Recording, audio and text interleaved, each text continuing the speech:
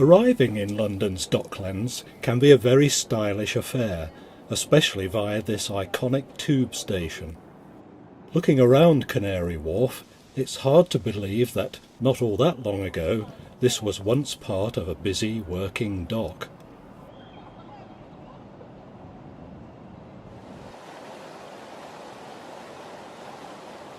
Amongst all the skyscrapers, there are still areas of relaxation for busy city workers. In its heyday during the 19th century, the West India Dock handled tons of imports and exports to and from the West Indies. Today, this early 19th century sugar warehouse has become a museum of London's Docklands and is an excellent place to start an exploration of the area. Sailor Town is a reconstruction of streets, lanes and alleyways, together with various associated trades.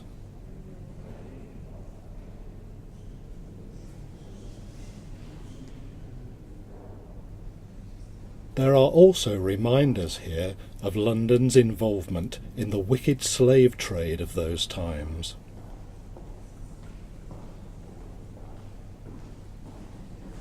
Other exhibits range from dock cooperage to tobacco and tea weighing stations.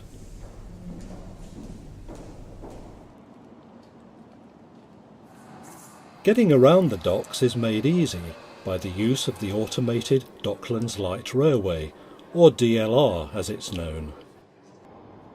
These driverless trains connect the whole area and are a delight to use. You could say that Trinity Buoy Wharf is preserved in a time warp, as many original Docklands buildings can be found here. Trinity House is also associated with this area, and a former lightship, built in 1938, is now maintained as a heritage vessel. As well as a lightship, you'll also find London's only lighthouse, dating from 1864. Adding to the overall quirkiness of this area is a thriving arts centre, where many of the businesses are housed in old storage containers. As if all this wasn't enough, an American diner imported from New Jersey stands here.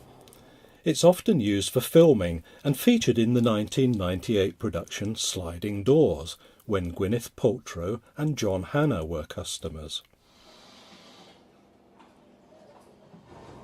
London's Excel Centre is built on what was the Royal Victoria Docks Custom House. These docks are enormous, with 3 miles of quayside enclosing almost 100 acres of water. A relatively new artwork, Landed, by sculptor Les Johnson, is a tribute to those who lived and worked in the Royal Docks. Often referred to as the Transporter Bridge, this 400-foot-long footbridge spans the dock. From its height of 40 feet, there are unrivalled views.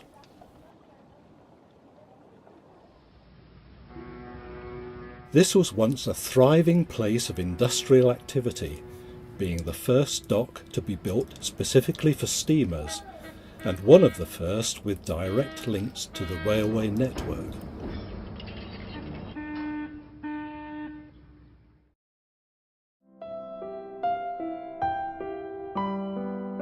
For some peace and tranquility in Docklands, it would be hard to beat the spectacular Thames Barrier Park. It's difficult to imagine, but this park was built on one of London's most polluted sites, a former chemical works.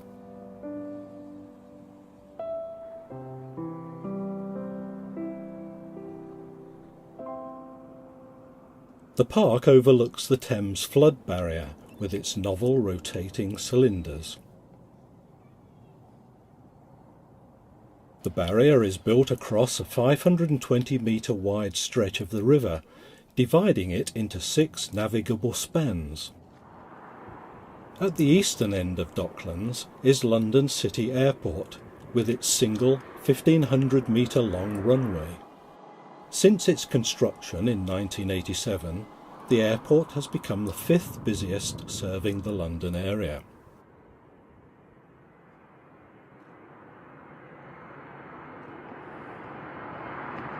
These specially soundproof buildings near the airport are for student accommodation of the University of East London.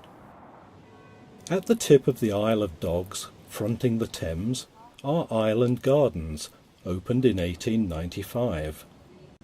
From here is a much admired view of Greenwich, little changed since Canaletto's classic painting of 1755.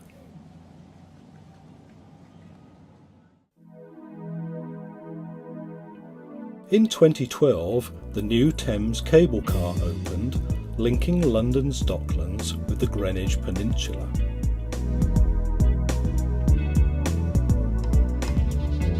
Welcome aboard the Emirates airline.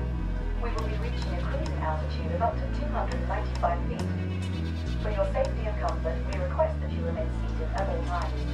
Thank you and enjoy the flight.